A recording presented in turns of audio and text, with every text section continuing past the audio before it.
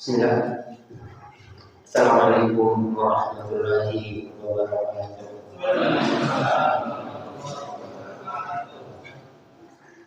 Innal hamdalillah nahmaduhu wa nasta'inuhu wa nastaghfiruh. A'udzu billahi min shururi anfusina wa sayyiati a'malina. Man yahdihillahu fala mudilla lahu wa man yudlil fala hadiya lahu. Asyhadu an la ilaha illallah wahdahu la syarika lahu wa asyhadu anna Muhammadan abduhu wa rasuluhu la nabiyya ba'dahu. Qala Allah ta'ala fil kitabil karim, ya ayyuhalladzina amanu taqullaha haqqa tuqatih wa la tamutunna illa wa antum muslimun.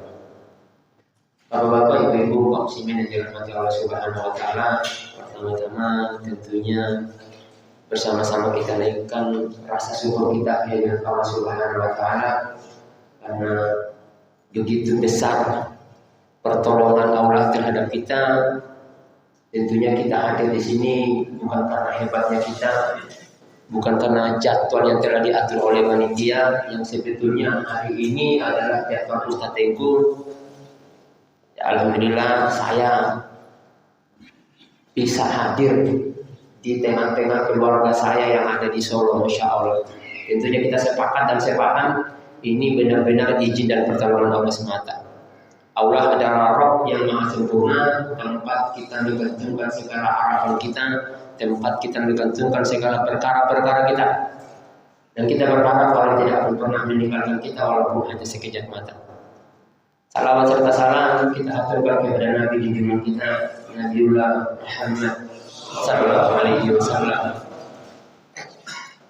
Manusia yang sempurna dan paripurna, diutus di antara manusia untuk menyempurnakan agama Allah, diutus untuk menyelamatkan umat manusia dari kegelapan menuju jannahnya Allah Subhanahu wa taala. Yang dimana kita paham dan sepakat ketika kita berbeda dengan satu rumah kita, berbeda dengan satu kampung, Allah tidak akan permasalahkan itu. Tetapi ketika kita beda dengan satu orang ini yang namanya Nabi Muhammad, Allah akan permasalahkan kita. Akan dipertanyakan kenapa kita bisa beda dengan beliau. Salawat serta salam kita haturkan juga kepada keluarga beliau, sahabat-sahabat beliau, tabi'in, dan kita yang tetap istiqomah mengikuti petunjuk-petunjuk beliau hatta yaumul qiyamah. Bapak-bapak, ibu-ibu yang dirahmati Allah Subhanahu wa taala, saya belum lanjut, saya ingin memperkenalkan diri atau profil saya singkat. Karena pepatah mengatakan tak kenal maka tak sayang. Kalau orang Islam punya pepatah, tak kenal maka tak aruf. Nama saya sebelum Islam Jemi Mama. Mama itu marga bapak saya karena bapak saya orang Toraja, orang asli tanah Toraja. Ibu saya orang Poso. Saya lahir di Poso 31 Juli 1983. Saya punya istri orang Poso juga, Poso Mori. Lahir pada tahun 91, lupa tanggal. Alhamdulillah sebelum masuk Islam saya dikaruniai 2 anak. Setelah Islam alhamdulillah bertambah 3, sudah 5. 3 orang saat ini sedang ada di pondok pesantren di Bekasi. Alhamdulillah. Nah, sebetulnya kalau kita mau menjelaskan secara detail tentang kesesatan orang kafir ini, ya bisa sampai jam 12 malam lah, Bu. Namun kita tidak akan membahas secara banyak. Namun saya akan singkat saja tentang apa sebetulnya yang pernah terjadi di Poso dan apa yang menyebabkan saya meninggalkan agama saya sebelumnya dan kemudian saya memilih untuk berdakwah di NTT. Tapi bapak-bapak, ibu-ibu yang dirahmati Allah Subhanahu wa taala, konflik Poso itu benar-benar sebetulnya kalau bagi saya anugerah bagi kaum muslimin yang ada di sana. Ya, anugerah. Ya walaupun memang di setiap perubahan itu harus ada yang dikorbankan. Alhamdulillah, setelah kaum muslimin berjuang dan mengorbankan harta dan jiwa mereka, yang kemarin pondok pesantren itu dibantai satu pondok pesantren yang santrinya kurang lebih 200 orang bersama asatid, dan hari ini Allah kembalikan berlipat-lipat. Dan bahkan hari ini pondok pesantren menjamur di tanah Poso. Dan Poso salah satunya tanah yang diberkahi oleh Allah. Karena kenapa? Begitu banyaknya darah kaum muslimin, para syuhada yang syahid insya Allah di sana. Ya, begitu banyak para santri, para asatid, ustadz-ustadz kita yang dibantai, dibunuh tanpa beri kemanusiaan oleh orang-orang kufur yang ada di sana. Dan saat itu, qadarullah saya masih berada di barisan orang-orang kufur, dan Allah tidak mematikan saya dalam keadaan kufur. Alhamdulillah. Ya. Suatu kesedihan besar, Pak, kerugian besar kalau saat itu saya tertembak oleh para mujahidin yang ada di sana. Finnar tembak saya, neraka jahanam. Ya, karena memang tidak ada tempat kembalinya orang-orang kufur itu, orang-orang Nasara kecuali neraka. Innal ladzina kafaru min ahlil kitabi wal musyrikina fi nari jahannam. Di tempat kembali mereka itu neraka jahanam, Pak. Nah, alhamdulillah saya Allah selamatkan dari siksa api neraka pada tahun 2014. Tanggal 5 bulan 2. Jadi konflik Poso itu benar-benar memberikan saya suatu petunjuk dan kekuatan untuk kembali mendakwakan agama Allah setelah begitu besar kesalahan yang saya lakukan terhadap kaum muslimin. Ya, namun saya bersyukur, Pak. Saya bersyukur saya mantan kafir, bukan mantan Islam. Ya, bukan mantan ustaz. Saya bersyukur, alhamdulillah saya mantan kafir, bukan mantan ustaz. Kalau mantan ustaz, kafir, murtad, finar, Pak, tempatnya. Ya, alhamdulillah, karena ketika saya mendapat hidayah, karena hidayah ini mahal, Pak. Mahal sekali. Kalau seandainya hidayah ini bisa dibeli, atau harta itu yang akan menjamin kita masuk surga, tentunya kita sepakat Qarun adalah orang yang paling pertama mendapatkan hidayah karena dia paling kaya. Tapi justru dia tersesat dengan harta. Kalau seandainya kedudukan atau pangkat yang akan menjadikan orang itu mendapat hidayah, tentunya kita sepakat bahwa Fir'aun itu Namrud, tentunya mereka akan diberi hidayah oleh Allah Subhanahu wa taala. Namun tidak, keadilan Allah itu luar biasa. Yang menjadikan kita mulia di hadapan Allah adalah bukan harta, bukan wajah kita yang tampan atau ganteng, tetapi yang menjadikan kita berbeda di hadapan Allah Subhanahu wa taala adalah takwa. Ketaatan kita kepada Allah Subhanahu wa taala.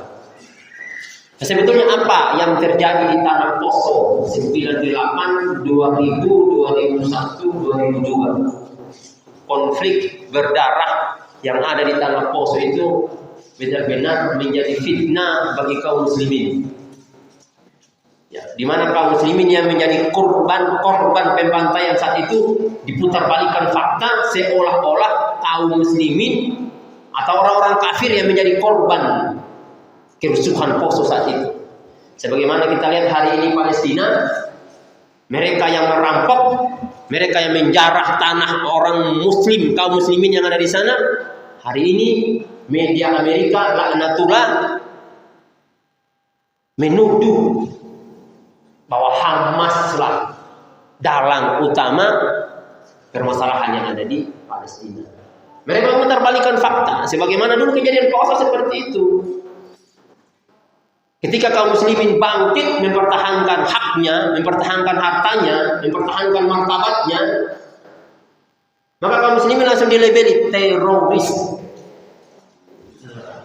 Sebetulnya teroris aslinya itu Pak Israel, Amerika, Australia, Inggris, Belanda, Jerman, Prancis. Itu sebetulnya teroris itu. Karena sekutu-sekutu itu Karena sekutu-sekutu itu mereka ingin menghancurkan Islam, Pak. Tapi sampai hari ini tidak bisa. Mereka tidak akan bisa menghancurkan Islam sampai kapanpun. Bahkan Allah berjanji di setiap 100 tahun Allah akan melahirkan atau menghadirkan seorang mujahid untuk agamanya. Yang pertanyaannya, kita berada di kelompok mana?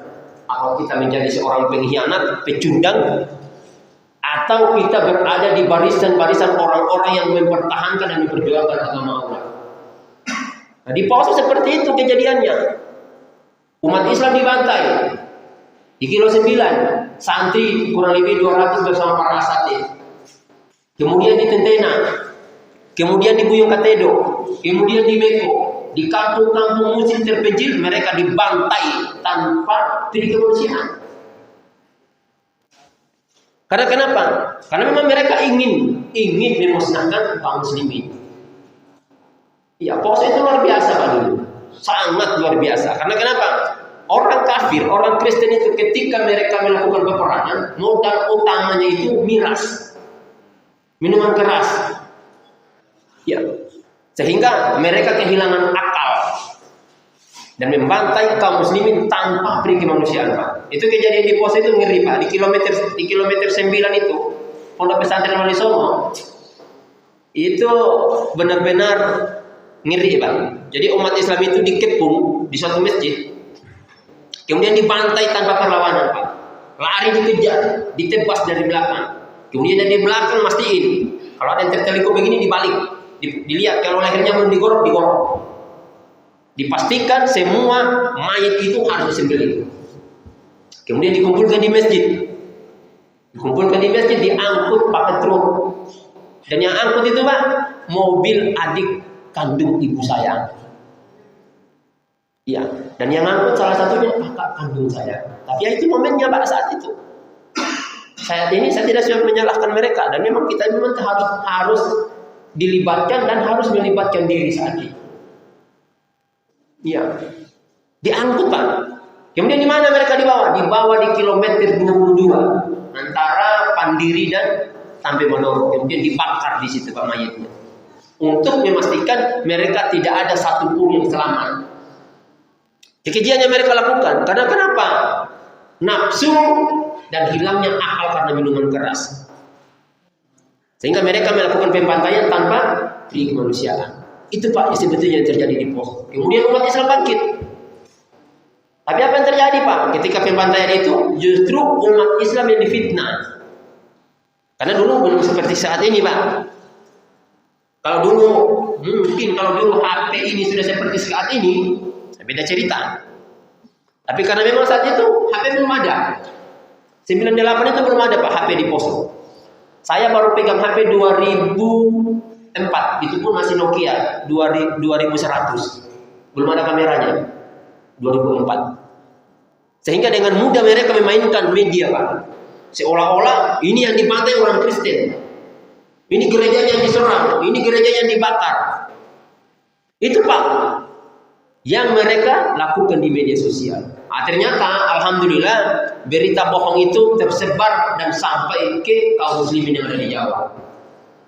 Sehingga teman-teman dari sini turun membantu Pak saudaranya di sana. Yang saat itu teraniaya dan dizolimi oleh orang-orang kafir. Namun ketika umat Islam bangkit, apa yang mereka lakukan? Mereka sebar fitnah Pak, bahwa ini para teroris yang datang di tanah Poso untuk memecah belah umat. Nah itu Pak. Nah sampai hari ini kita lihat tuh bagaimana yang terjadi di Palestina. Mereka putar balikan fakta. Seolah-olah umat orang-orang Israel yang di sana mereka yang diperangi Pak. Padahal faktanya tidak seperti itu. Dan yang paling prihatin Pak dan paling miris saat ini, bahkan ada orang Islam itu sendiri yang mengatakan iya memang Hamas kok teroris. Yang bilang yang mereka lawan ini Pak salibis. Yang mereka lawan ini Zionis. Iya, yang mereka lawan ini Zionis Pak. Yang benar-benar kata Allah itu musuh kita yang nyata setelah iblis. Nah kalau ada dari kita yang mengatakan bahwa mereka Hamas itu teroris, Al-Qassam itu teroris, Palestina harus keluar dari negerinya, kembali kota kita, Pak. Iya. Bukan Palestina yang keluar dari tanahnya, Pak. Kita yang hadir di sana untuk membantu mereka. Ya. Karena persoalan Palestina itu, Pak, bukan persoalan perebutan tanah tok. Bukan persoalan politik tok, bukan. Tetapi itu persoalan akidah, Pak. Yang dimana orang Kristen, Yahudi itu meyakini bahwa di sana nanti akan turun Mesias. Yang akan menjadi hakim bagi mereka, yang akan menjadi juru selamat mereka. Itu keyakinan mereka. Sehingga benar-benar mereka mempertahankan tanah itu. Dan mereka memaksa orang-orang Islam yang ada di sana diusir dari tanahnya. Mereka rampas tanah mereka. Dan umat Islam ini bangkit, Pak, untuk melawan. Kemudian dikatakan teroris.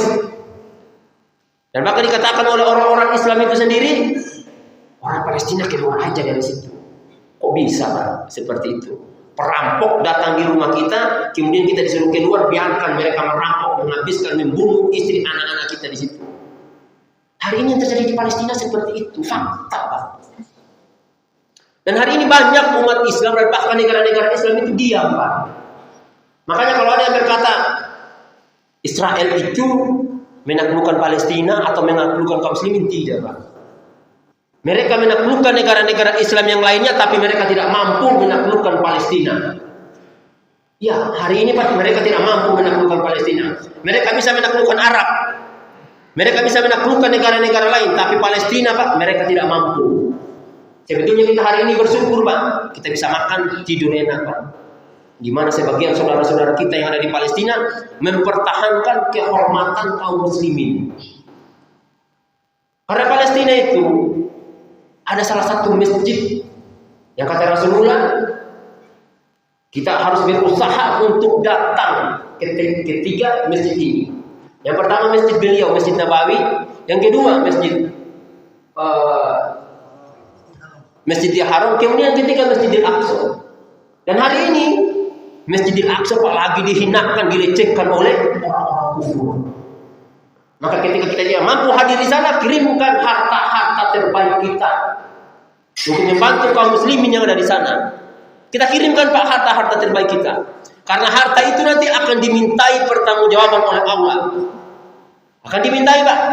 Karena kata Rasulullah tidak akan beranjak kaki kedua hamba sebelum dimintai 4 pertanyaan. Yang pertama tentang umur kita, Pak, tentang umur kita. Untuk apa kita habiskan? Kemudian tentang ilmu kita. Kemudian tentang harta kita, Allah akan pertanyakan, Pak. Jadi kalau saudara kita yang dibantai di Palestina, ketika mereka butuh bantuan, apakah hati kita tergerak untuk membantu mereka? Kalaupun kita tidak punya harta, maka kirimkan doa-doa terbaik kita untuk saudara-saudara yang ada di sana. Semoga para mujahidin di sana, semoga kaum muslimin yang ada di Palestina bisa memenangkan pertarungan ini. Karena yang mereka perjuangkan adalah martabat dan kehormatan kaum muslimin seluruh dunia. Karena tumpuan kita, Pak, umat Islam itu ada di Palestina, ada di Masjidil Aqsa. Itu salah satu martabat kaum muslimin. Karena Masjidil Aqsa adalah kiblat pertama kaum muslimin, Pak. Kiblat pertama kaum muslimin. Dan bahkan Rasulullah kurang lebih 13 tahun lebih beliau menghadapkan wajahnya ke Masjidil Aqsa. Ya, beliau lebih banyak, Pak, menghadapkan wajahnya di Masjidil Aqsa yang hari ini sedang dilecehkan oleh kaum-kaum kufur. Makanya kita harus bersatu, Pak. Karena persoalan Palestina bukan cuma persoalan tanah Arab, bukan persoalan Palestina doang. Tetapi persoalan yang ada di Palestina adalah persoalan kaum muslimin seluruh dunia. Makanya wajib bagi kita untuk mencurahkan pikiran kita, tenaga kita untuk saudara-saudara kita yang ada di sana. Bapak Ibu yang dirahmati Allah Subhanahu wa taala, saya hari ini sudah bisa ngomong kayak gitu, Pak. Ya, kalau dulu, Pak, karena persoalan Palestina itu bukan nanti ada sekarang.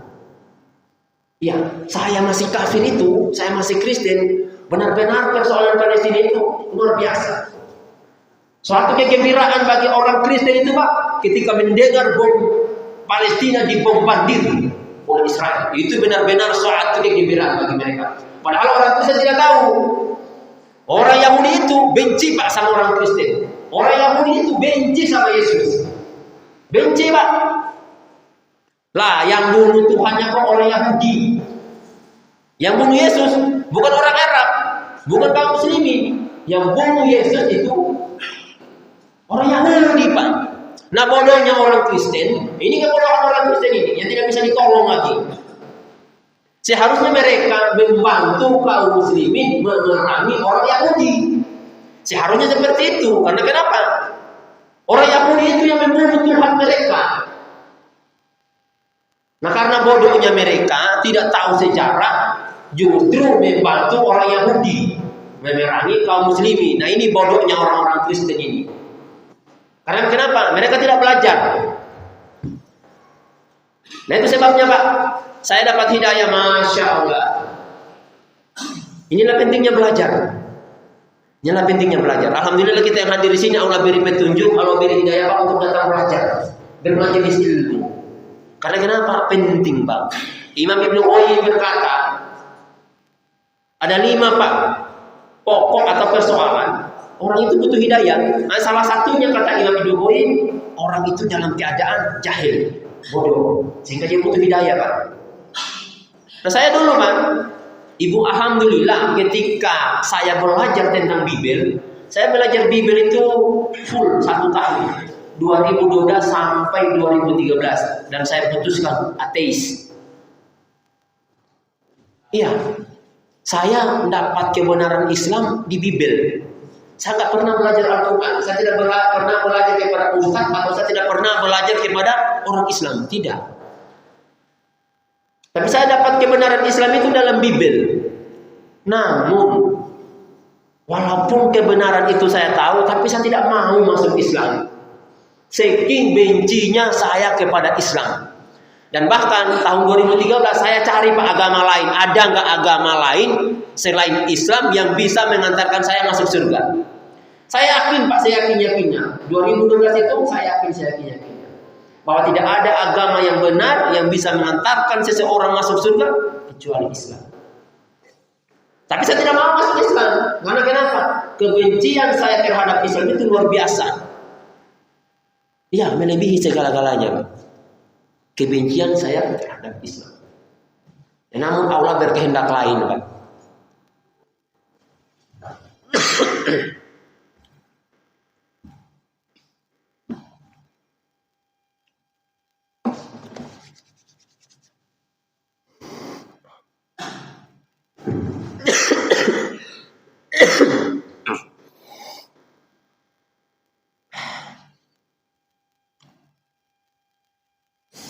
Maaf ya, memang dari 3 hari kemarin agak terganggu kesehatan batuk.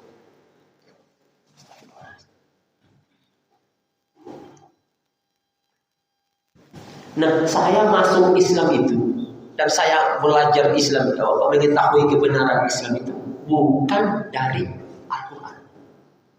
Sehingga sampai hari ini Pak, nggak ada satupun pendeta yang berani lagi duduk untuk debat dan diskusi dengan saya. Setelah saya mengetahui kebenaran Islam dan saya mengetahui kesesatan Kristen, saya ajak debat Pak 3 orang pendeta. Iya. Kalau kita mau bahas tentang itu Pak, ini 3 jam Pak cukup. Bahkan kemarin saya sampaikan ke Ustaz, saya butuh waktu minimal 3 jam saat daurah nanti untuk memaparkan secara tuntas dan singkat. Itu pun singkat Pak, nggak bisa panjang. Ya, saya punya bukti Pak. Ya, punya bukti yang lengkap dan detail tentang kesesatan orang Kristen dan kebenaran Islam dalam Bible. Jadi kebenaran Islam itu Pak sebetulnya tertuang lengkap dalam Bible. Nah makanya kalau orang Kristen itu mau belajar kemudian jujur, dan kemudian pendetanya juga jujur menyampaikan isi Alkitab, semua orang Kristen itu akan masuk Islam. Ya, karena semua yang dikerjakan oleh umat Islam itu ada dalam Alkitab Pak. Dan apa yang diperintahkan Allah dalam Alkitab, yang dikerjakan Yesus dalam Alkitab itu tidak ada dikerjakan satu pun oleh orang Kristen. Dan itu yang kerjakan semua orang Islam. Mulai dari sholatnya, Pak. Mulai dari puasanya. Mulai dari khitannya. Mulai dari melepas kasutnya. Mulai dari memakai jilbabnya. Perihal haid, nifas, semua dibahas dalam Alkitab. Tuntas. Iya. Tapi kenapa pendetanya tidak mau jujur dan menyembunyikan ayat-ayat itu?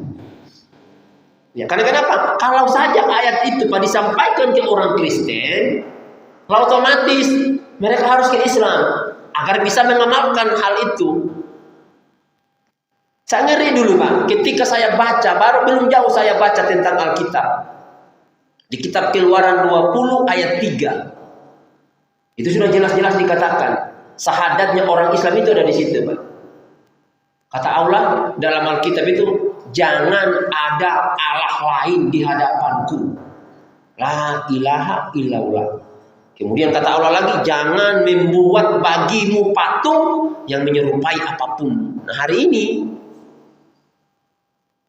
bagaimana kita lihat mereka mentuhankan Yesus. Mereka membuat patung-patung Yesus, patung-patung Maria di mana-mana, kemudian mereka sembah.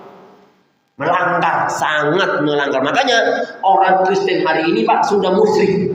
Beda dengan ahlul kitab dulu. Ahlul kitab dulu enggak mentuhankan Yesus. Iya, enggak mentuhankan Yesus. Mereka tetap menganggap nabi. Siapa yang mentuhankan? Siapa yang mengangkat dia menjadi Tuhan? Nah, ada sebetulnya pembahasannya, Pak. Nah, makanya di sini sebetulnya kalau pendeta itu mau jujur, orang Kristen itu mau belajar dan jujur, mereka harus ke Islam. Gak ada jalan lain, Pak. Saya saja paksa, Pak, cari jalan lain selain Islam. Gak ada, Pak. Iya. 2013 itu benar-benar saya bingung, Pak. Mau masuk Islam gak mungkin. Ini saya pasti dimarah dan dimusuhi dan diusir dari rumah ini kalau saya masuk Islam. Iya, karena tidak mungkin saat itu saya akan masuk Islam. Walaupun saya tahu kebenaran Islam, tapi tidak mungkin bagi saya untuk masuk Islam. Iya, tapi benar-benar pertolongan Allah itu datang pada 2014. Saya sampaikan ke istri, tidak bisa, saya harus masuk Islam. Saya mau coba masuk Islam. Ya, saya sampaikan ke istri, saya coba-coba. Saya masuk Islam dulu. Ya, karena tidak ada jalan lain yang saya tahu untuk bisa menyelamatkan saya dari api neraka. 2014 saya masuk Islam. Saya bersahadat. Kalau saya nggak salah itu kalau bukan hari Rabu, hari Kamis. Istri saya masih kafir, Pak. Belum mau ikut saya. Hari Minggu istri saya masih ke gereja. Hari Minggu masih ke gereja. Namun saya terus mendoakan istri saya di setiap sholat 5 waktu saya. Dan alhamdulillah, Pak, saya setelah mengucapkan 2 kalimat syahadat, saya tidak pernah dan tidak berani meninggalkan sholat 5 waktu saya 1 waktu pun sejak saya mengucapkan kalimat syahadat. Karena kenapa? Setelah saya bersyahadat, bahkan ketika saya mau masuk Islam, saya sampaikan ke Ustaz, Pak, teman saya itu namanya Untung, tolong carikan saya Ustaz yang benar-benar yang seperti kamu katakan menjalankan Al-Quran dan Sunnah. Yang syahadat yang saya, Pak, seorang mantan teroris di penjara 3 tahun karena melakukan pembelaan terhadap kaum muslimin yang ada di Poso. 3 tahun, Pak, dia di penjara. Yang syahadatnya saya beliau, saya pikir waduh ini pasti mukanya sangar ini, pasti kawat ini. Ketemu, Pak, yang beliau mantan mujahidin, saya mantan laskar Kristus. Di prolog sama teman saya, ini mantan Kristus, ini penyerang kampung ini. Saya sampai gini takut, aduh, ini saya belum masuk Islam udah dibunuh duluan nanti. Nah, ternyata umat Islam seperti itu, Pak. Iya, umat Islam itu, Pak, ketika diadakan perdamaian, damai benar. Tapi ketika diperangi, nggak ada kata mundur, Pak. Ya, saya melihat, Pak, bagaimana para mujahidin itu berperang di tanah Poso. Saya menyaksikan dengan mata saya, Pak, bagaimana luar biasanya mereka tidak takut matinya, Pak. Saya menyaksikan. Karena saat itu masih kafir. Jadi saya tahu. Nah, alhamdulillah, Pak, setelah saya syahadat, saya bertanya sama ustadznya, Ustadz, amalan apa yang tidak boleh saya tinggalkan dalam Islam? Kata beliau, sholat. Nah saya Pak, sejak masuk Islam, setiap amalan itu saya tanya dalilnya. Ustaz, dalilnya apa? Awwalama yuhassabu alaihi abdu yaumul qiyamati as-shalah. Kata beliau, amalan yang pertama kali dihisab pada hari kiamat adalah sholat. Ketika sholat kita baik Pak, baik amalan yang lain. Tapi ketika sholat kita rusak, rusak Pak amalan kita yang lain. Ya, jangan pernah tinggalkan sholat Pak. Susah payah Nabi kita tawar menawar dengan Allah Pak. Bahkan kita tahu bagaimana beliau di Isra Mi'rajkan. Beliau kemana dulu? Ke Masjidil Aqsa, yang hari ini sedang dipertahankan oleh saudara-saudara kita. Kemudian berangkatlah Rasulullah ke Sidratul Muntaha untuk menerima apa? Perintah sholat Pak. Iya. Kalau perintah puasa cukup ayat yang turun Pak. Iya, perintah puasa itu ayat yang turun. Perintah haji ayat saja yang turun Pak. Perintah sedekah ayat saja yang turun. Luar biasanya sholat Pak. Makanya benar-benar sholat ini menjadi salah satu kunci kita masuk surga Pak. Kunci semua amalannya kita. Makanya kata Rasulullah, kalau sholatmu bagus, bagus Pak amalannya. Karena berat Pak. Berat memang sholat. Sangat berat. Ya makanya dulu si Murtadin itu katanya emang mampu umat Islam sholat 5 waktu setiap hari, satu hari 5 kali. Nah, bahkan Rasulullah tawar menawar dengan Allah. Nabi Musa berkata, ya Muhammad, tawar lagi, umatmu tidak akan mampu untuk melakukan itu. Untung Pak kita nggak sholat 50 waktu Pak. Kalau 50 waktu bukan cuma tidak ada Pak, bahkan mungkin kosong masjid. Ya, makanya saya pernah berkata Pak, kalau seandainya ketika ajan Pak, ini ketika ajan ya, ini 3 lantai ya masjidnya Pak, 3 lantai. Kalau seandainya setiap dikumandangkan ajan, Allah bukakan di langit dunia ini Pak, ini neraka, ini surga, 10 lantai ini full Pak. Iya, kalau Allah tunjukkan Pak bagaimana nikmatnya surga bagi orang yang sholat dan bagaimana hebatnya azab neraka ketika orang yang tidak sholat. Yakin saya Pak, 10 lantai ini masjid full orang sholat. Bahkan ibu-ibu nggak mau sholat di rumah, karena dia tahu itu keutamaan orang sholat di masjid. Karena dia tahu bagaimana pahalanya orang sholat di masjid. Iya, sholat Pak. Kalau puasa, kita bisa sambil joget-joget puasanya. Iya, kita bayar sedekah sambil joget-joget, nyanyi-nyanyi nggak apa-apa. Tapi sholat nggak bisa seperti itu. Kita benar-benar diminta untuk khusyuk. Iya, karena kenapa? Kunci amalan ada di situ. Benar-benar kita menghadap Rob kita Pak. Iya, betul-betul kita diminta khusyuk karena itu salah satu kunci dari semua amalannya kita. Maka ketika sholat kita bagus Pak. Maka saya tidak berani tinggalkan sholat saya satu waktu pun sejak saya mengucapkan 2 kalimat syahadat. Iya. Nah alhamdulillah Pak, setiap sholat saya, setiap sujud saya berdoa sama Allah. Ya Allah, ya Rabb, jikalau istri saya ini jodoh saya sampai mati, tolong berikan dia hidayah sebagaimana Engkau berikan saya hidayah. Alhamdulillah Pak, hari Senin istri saya minta syahadat. Masya Allah. Bisa saya nanya, Pak, kalau saya syahadat gimana? Ya udah, asyhadu an la ilaha illallah wa asyhadu anna Muhammadar Rasulullah.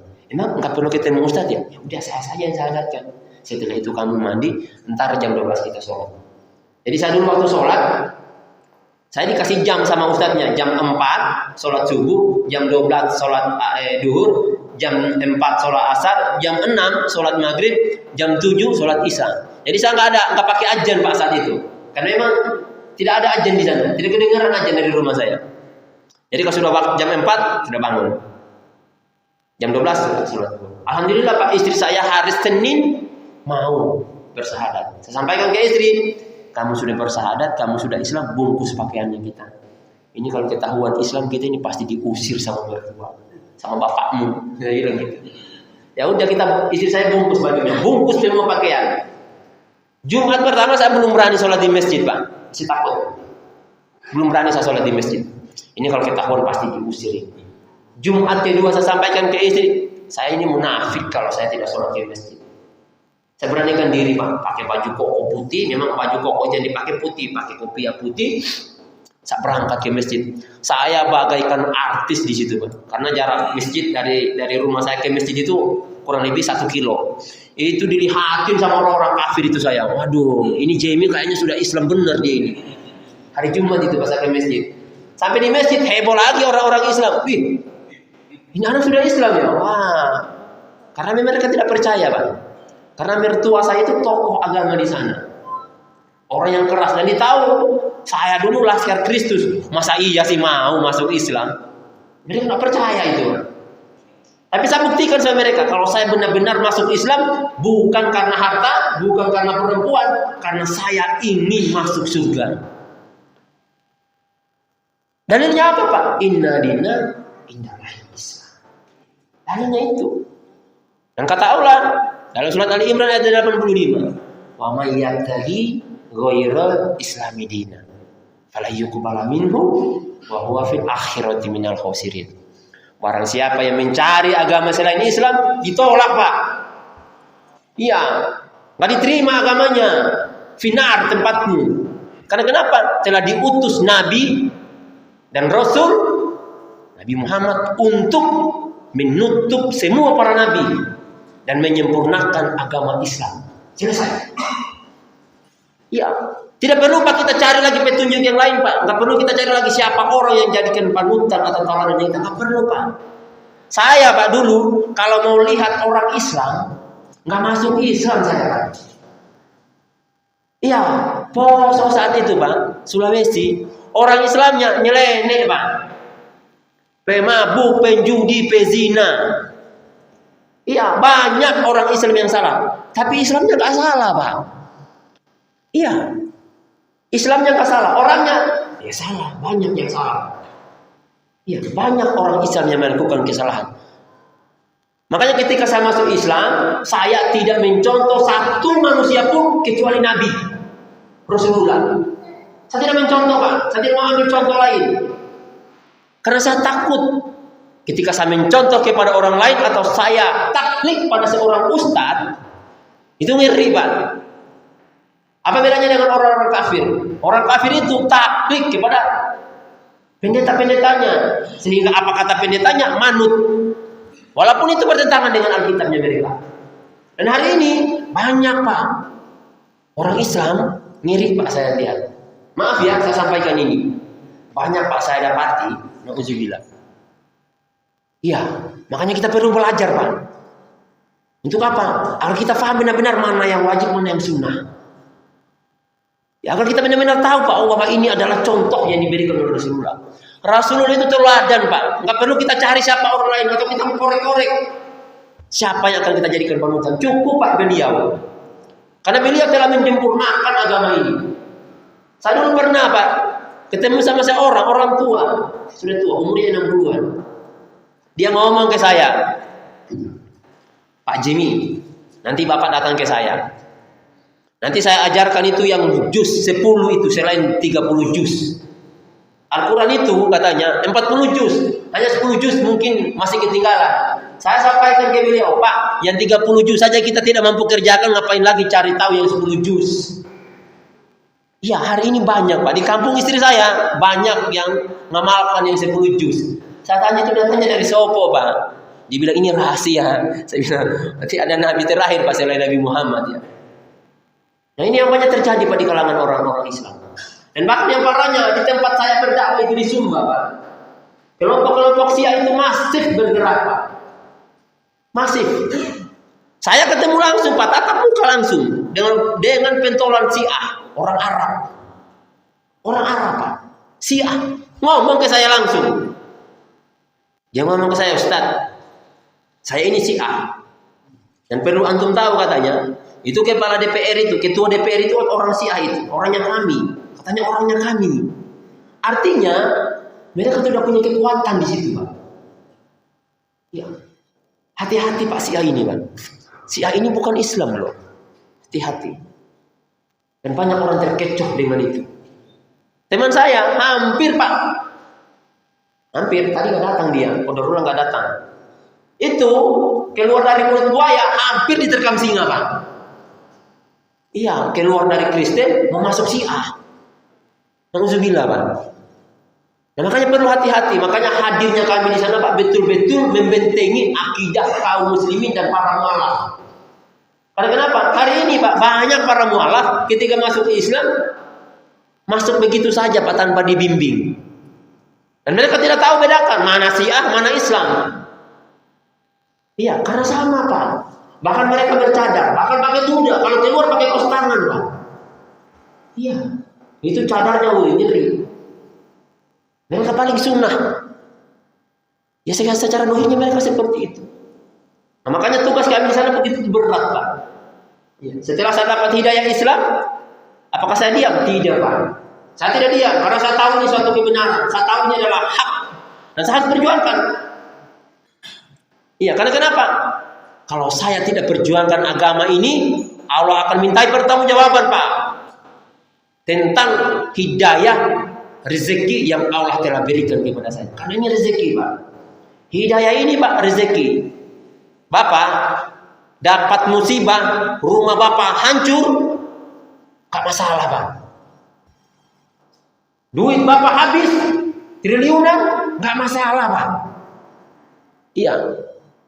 Tapi suatu masalah dan musibah terbesar ketika akidah, iman dan Islamnya Bapak hancur, hilang. Itu musibah terbesar Pak bagi kaum muslimin. Iya, Bapak hilang rumah, nggak masalah Pak, Allah ganti di akhirat. Iya, Bapak hilang duit Pak, mau miliaran triliunan, Allah ganti Pak nanti di akhirat. Tapi ketika iman dan Islam Bapak hilang, Allah nggak akan ganti Pak, dicampakkan kita ke api neraka. Nauzubillah Pak. Jadi hari ini banyak Pak kita kaum muslimin lalai dengan persiapan kita di akhirat. Ya, kita sibuk Pak, bangunkan anak-anak kita rumah nomor 1, nomor 2, nomor 3, nomor 4. Kita sibuk belikan anak-anak kita rumah, kita sibuk belikan anak-anak kita mobil. Bahkan sibuk membelikan anak kita HP Pak, hati-hati loh. Tapi kita lupa Pak, mempersiapkan akhiratnya. Kita lupa. Di akhirat nanti Pak, tidak akan ditanya mana doktorandus, mana profesor, mana insinyur. Tapi yang ditanya, mana para penghafal Al-Quran. Itu yang ditanya Pak. Yang akan memberikan mahkota nanti kepada orang tua itu para penghafal Quran. Kita akan ditunggu anak-anak kita pada pintu surga. Tapi kalau kita tidak jadikan mereka anak-anak yang soleh dan soleha, apa modal kita Pak di akhirat nanti? Dan itu akan dimintai pertanggungjawaban oleh Allah Subhanahu Wa Taala. Saya Pak, anak saya, ketika saya tahu hukumnya, saya datangi Pak orang tua saya. Saya masuk Islam 2 bulan itu, 3 minggu kalau tidak salah. Saya masuk Islam, saya sampaikan ke Ustaznya, Ustaz, saya punya harta satu. Apa? Anak saya, anak yang pertama Pak, sama neneknya. Apa kata Ustaznya? Antum yang akan dimintai pertanggungjawaban, bukan neneknya, bukan tantenya, bukan kakeknya. Iya, saya datangi Pak orang tua saya. Saya datangi mertua saya. Saya bilang, saya mau ambil anak saya. Saya dipukuli Pak, hampir digorok di rumah mertua saya. Iya, saya angkat parang dengan beliau. Saya bilang, kalau mau baku bunuh, ayo kita baku bunuh. Tapi anak saya harus ambil. Karena kenapa? Tanggung jawab saya. Saya tidak ingin lihat anak saya di neraka. Saya tidak ingin anak saya mendapat azab yang kekal. Karena orang kafir itu kekal di neraka Pak. Dan mereka tidak akan diselamatkan oleh Allah Subhanahu Wa Taala. Orang Islam, seburuk-buruknya orang Islam Pak, sebejat-bejatnya orang Islam, ketika masih ada iman di hatinya, akan dicuci dulu Pak di neraka, digoreng dulu di neraka Pak, digoreng. Bahan bakarnya siapa? Batu dan manusia kata Allah. Siapa manusia itu? Orang-orang kafir itu Pak. Nah orang kafir ini mereka kekal karena mereka bahan dasar api neraka untuk menggoreng umat Islam yang tidak sholat, yang tidak puasa, yang tidak sedekah, yang tidak mau menjalankan perintah Allah, akan digoreng dulu Pak di neraka. Namanya pertahankan Pak iman itu. Makanya anak saya ambil Pak. Bahkan saya harus angkat parang itu melawan orang tua saya. Kemudian apa yang saya lakukan? Saya masukkan mereka di pondok-pondok pesantren. Ya memang susah Pak, berat Pak pisah dengan anak-anak. Saya sampai neteskan air mata. Saya sampaikan ke anak saya, nak, hari ini kita berpisah. Tidak lama Pak kita berpisah. Kalaupun kita berpisah 5 tahun paling lama. Kalaupun paling lama 20 tahun. Kalaupun paling lama 40 tahun kita berpisah dengan anak-anak kita. Kalaupun paling lama, Pak. Tapi kita berharap kita bisa bersama-sama selamanya di surga. Nah, hari ini apa yang kita siapkan untuk anak-anak kita? Wallahi, Pak, akan dimintai pertanggungjawaban itu. Akan dimintai oleh Allah pertanggungjawaban tentang anak-anak kita, tentang harta kita. Anak-anak kita apakah sudah kita masukkan di pondok pesantren? Apakah sudah kita didik dengan agama yang baik dan benar? Bapak Ibu yang dirahmati Allah Subhanahu wa taala, lalu kenapa saya memilih NTT untuk menjadi lahan dakwah saya? NTT itu, Pak Bu, 5% kaum muslimin yang ada di sana, bahkan tidak sampai 5%. Ya, orang yang datang ke Poso dulu yang memerangi komandannya itu, pimpinannya Tibo CS, orang NTT. Ya, walaupun beliau sebenarnya yang dikorbankan. Beliau bukan otak intelektualnya, bukan. Beliau bukan otak intelektualnya. Otak intelektualnya banyak, 16 nama yang disebutkan oleh Tibo. Makanya Tibo itu, Pak, dulu seharusnya jangan dieksekusi. Iya. Karena kenapa? Tibo CS itu pintu masuk otak-otak intelektualnya. Makanya hari ini orang Kristen, tokoh intelektualnya nggak ada yang ditangkap. Nggak ada. Karena kenapa? Sudah dijatuhkan semuanya kepada Tibo CS dan Insinyur Latekan. Selesai. Coba saja mereka tidak dibunuh gimana? Nah, maka akan terungkap semua siapa dalam kerusuhan Poso. Dan saya pilih NTT untuk lahan dakwah karena saya melihat, Pak, kasihan umat Islam yang ada di sana. Bisa dinyalakan itu, Pak. Di NTT ada satu wilayah. Ini sejak tahun 1970 belum pernah diadakan sholat di sana, Pak. Jangankan sholat, Pak. Musola atau masjid saja tidak ada di sana, Pak.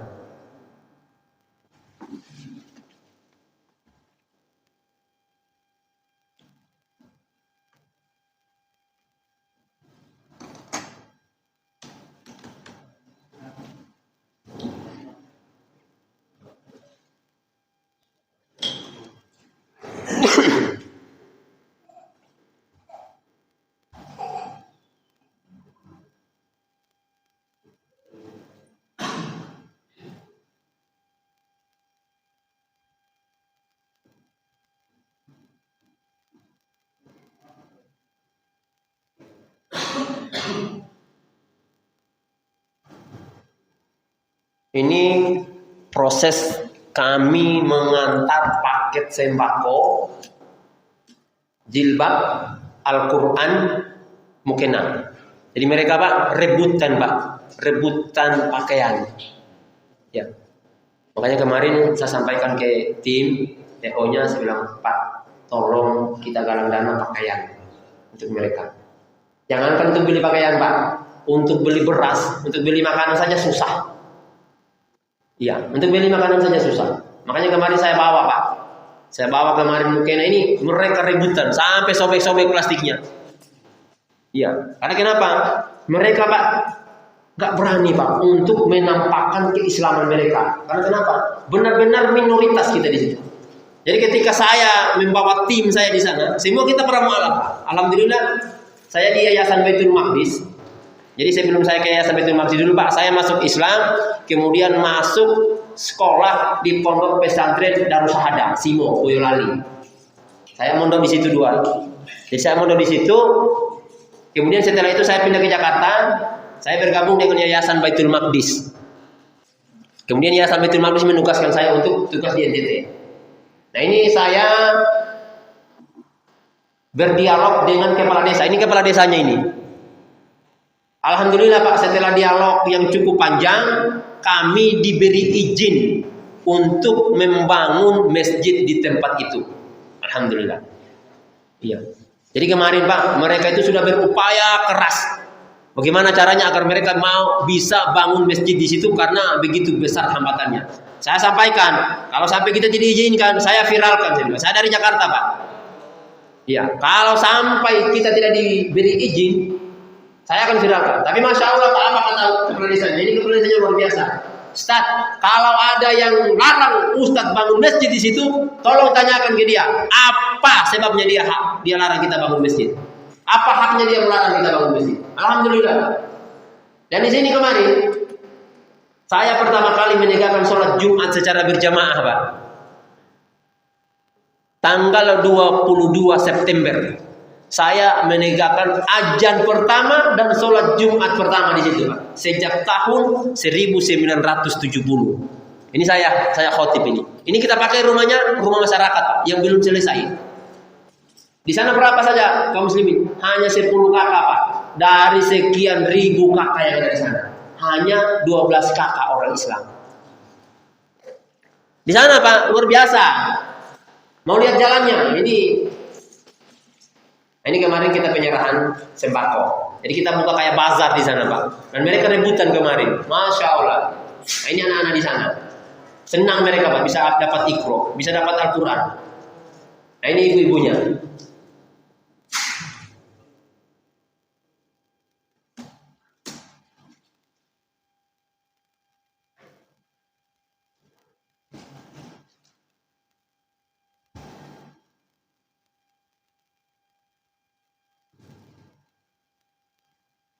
Nanti Bapak lihat bagaimana posisi jalan di sana. Ngiri, Pak, jalannya. Itu kalau nggak punya nyali, nggak bisa bawa mobil di sana. Harus yang punya nyali. Ini semua para mu'alafah. Ini jurang ini, Pak. Jurangnya ini, Masya Allah. Ini kalau jatuh di sini mobil, kita 2 kali baca Al-Fatihah baru nyampe di bawah kayaknya, Pak. Ya. Ini saya sendiri yang bawa mobil. Itu mobilnya kayak kebakar, Pak. Dan ini kalau musim hujan dipastikan kita nggak bisa lolos, Pak. Nggak bisa nyampe ke sana. Dipastikan nggak bisa nyampe. Kalau musim hujan. Ini tanjakannya seperti ini, ada 4 gunung. Sepanjang kurang lebih 2 km mendaki terus, Pak. Sepanjang 2 kilo. Itu mendaki terus. Nah, ini sebetulnya tadi beliau mau hadir. Ini istrinya beliau. Pakai cadar ini beliau. Ustadz Abdul Rahman. Jadi yang hadir kemarin ini 3 orang itu bercadar perempuannya. Sehingga mereka, Pak, mempercaya diri. Orang-orang Islam di sana, ketika mereka melihat sudah ada yang datang pakai cadar, mereka senang, Pak. Wah, ini kayaknya sudah aman, betul ini. Ya. Karena pelosok, Pak, benar-benar pelosok mereka ini. Ini dari kantornya kami, dari kantor yayasan ini 108 kilo kurang lebih. Dan saya diminta isi kajian di sini, mereka minta, Pak, mereka minta ya. Seminggu 2 kali, Pak. Dengan keadaan jalan seperti ini, saya bilang, Bu, saya seminggu sekali saja habis badan saya. Kalau seminggu 2 kali, ya Allah. Iya. Nah, makanya kemarin mereka minta, ini istri saya. Ini istri saya. Kemarin mereka minta kalau begitu, kalau bisa datangkan ustaz di sini. Jadi saya balik, Pak, Bu. Saya bilang, Bu, gimana kalau anak ibu saya jadikan ustaz? Ya, artinya anak-anak ibu saya masukkan di pondok pesantren, belajar supaya jadi ustaz, ustazah. Kemudian datang ngajar di sini. Ya, alhamdulillah mereka mau, Pak. Ya, kemarin saya sudah bawa 9 orang santri. Jadi ini jalannya ini ngeri, Pak. Ini hutan rimba ini yang kita datangi. Ini kalau musim hujan dipastikan tidak bisa lolos, dipastikan kita tidak bisa datangi mereka di sana. Ya, alhamdulillah kemarin, Pak, kita sudah bawa 9 orang yang kita pondokkan. Dan ini tahun depan insya Allah kemungkinan bisa mencapai 100 santri yang akan kita bawa dari sana. Karena yang sudah mendaftar kurang lebih 30-an, Pak, yang sudah mendaftar sampai hari ini. Ya, kenapa kita kadir mereka untuk jadi dai-dainya kita di sana? Karena kenapa? Kemarin, Pak, sudah pernah coba ustadz dari sini ke sana 3 bulan kabur, Pak. Iya. Karena memang yang pertama, Pak, cuaca di sana ekstrim. Saya kalau ke tempat ke situ, Pak, kalau bawa motor benar-benar saya bungkus itu. Jadi kalau cuma pakai kaos tangan biasa tetap tembus, Pak. Harus pakai kaos tangan kulit. Jaketnya sampai 3, didobol 3. Pakai kupluk dulu baru pakai helm, itu pakai kaos kaki, pakai sepatu. Karena memang medannya pertama cuacanya ekstrim, kemudian medannya juga ekstrim. Medan dakwahnya itu, Pak, di sana kalau kita mau kajian, itu anak-anaknya yang di daerah Waijelu itu Pak dikumpul Pak. Jaraknya berapa? 2 kilo, 3 kilo, 4 kilo, 5 kilo. Anak-anaknya itu kita kumpul, kita jemput satu-satu. Ya, sampai seperti itu. Makanya mereka itu nggak kuat Pak. Karena kenapa? Di Jawa, kalau kita umumkan, kayak kita hambur beras, kemudian ayam itu kayak begitu. Tapi kalau di sana Pak, ada orang Pak yang mau datang kajian. Kalau kita nggak siapkan sembako, kita nggak siapkan baju untuk mereka mau datang, nggak bakal datang mereka. Iya, makanya dulu saya sampaikan ke Ustaz, ke pimpinan yayasan, Ustaz, saya kalau ditugaskan di Jakarta ini nggak digaji nggak apa-apa. Serius Pak, saya nggak digaji nggak apa-apa. Karena kenapa? Saya udah kontrak dengan 3 akun YouTube Pak. 1 bulan itu saya bisa dapat 7-8 jutaan minimal. Ya, belum kalau saya ngisi kajian. Kalau ngisi kajian, malu takmirnya Pak kalau pulang saya nggak dikasih uang ojek. Iya. Iya. Tapi di sana Pak, saya malu kalau datang nggak bawa uang. Iya, sampai orang Kristen itu heran. Loh, kok ini ustadznya yang keluarkan uang? Kalau mereka, pendetanya itu mana mau keluarkan uang? Iya, saya baru 2 bulan di sana Pak, sudah syahadatkan 4 orang. Teman saya sudah 17 orang dia syahadatkan. Hari Rabu kemarin seharusnya saya syahadatkan 6 orang Pak. Saya berdoa sama Allah, ya Allah mudah-mudahan mereka belum mati dalam keadaan kufur. Karena mereka masih menunggu Pak, menunggu kedatangannya kita. Karena kenapa? Gak ada yang berani syahadatkan mereka. Di sana Pak, kalau kita mau syahadatkan orang, diancam Pak. Berani kamu syahadatkan anak saya bunuh kamu. Oh iya. Teman saya Pak, berapa kali diancam. Makanya saya partner dengan dia. Karena kenapa? Saya pendatang di situ. Kemarin anak SMA itu saya syahadatkan. Saya tanya sama beliau, gimana? Siap? Saya bilang, saya mau syahadatkan siapa saja saya mau. Tapi tergantung antum. Kalau antum iya, oke. Saya iya. Saya syahadatkan Pak, 3 kali dia datang di rumah. Ini anaknya, yang saya syahadatkan. Ini 3 kali Pak datang di rumah, nangis-nangis. Ustaz, saya mau sholat, saya mau masuk Islam. Iya, nangis. Saya tanya ke Ustaz Abdul Rahman, ini Ustaz Abdul Rahman, Ustaz gimana? Ini nggak boleh loh kita biarkan. Ini anak ini, kalau kita biarkan, benar-benar kita menanggung dosanya. Gimana? Sudah syahadatkan, Anda syahadatkan. Ini guru Injil Pak. Hari ini beliau sedang di Jakarta. Insya Allah tahun depan masuk pondok pesantren Darus Syahadah. Iya, ini guru Injil. Kurang lebih 2 bulan kemarin saya syahadatkan beliau. Ini Pak, ini hafalan Injilnya masih mantap ini. Saya pernah diskusi dengan beliau. Saya sampaikan ke beliau, Pak, Bapak jangan banyak omong dulu. Bapak masuk pondok dulu. Nanti kalau sudah masuk pondok, keluar dari pondok, baru jalan sama-sama kita. Seru nanti Pak, insya Allah. Karena kenapa? Nah ini orang yang jujur Pak. Ini orang yang jujur. Saya ketika diskusi sama beliau, iya Ustaz, betul. Kalau jujur, memang harus masuk Islam. Tetapi rata-rata pendeta pendusta Pak, pembohong. Kenapa? Hari ini begitu banyak pendeta yang jujur masuk Islam, Pak. Pendeta-pendeta besar. Nah, tapi mereka yang masih mementingkan kantongnya, nah itu nggak bisa masuk Islam. Karena masuk Islam itu, Pak, Ustaz nggak digaji. Saya nggak digaji Pak di sana. Karena kenapa? Yang gaji Allah. Iya. Kita kalau minta digaji Pak, artinya pahalanya kita itu kita sudah dapat di dunia, nggak bakal dapat lagi di akhirat. Wallahi Pak, saya sampaikan ke teman-teman, mereka para mualaf, kenapa saya berjuang agar akidah kalian tetap murni? Agar apa? Saya ingin doa-doa kalian itu loh. Iya Pak. Karena kenapa? Orang Kristen masuk Islam itu Pak betul-betul Allah sucikan. Allah sucikan. Dosanya yang lalu-lalu Allah hapus. Kemudian amalan-amalannya dijadikan pahala. Nah kalau kita jaga akidahnya, kemudian dia selamat dan mati dalam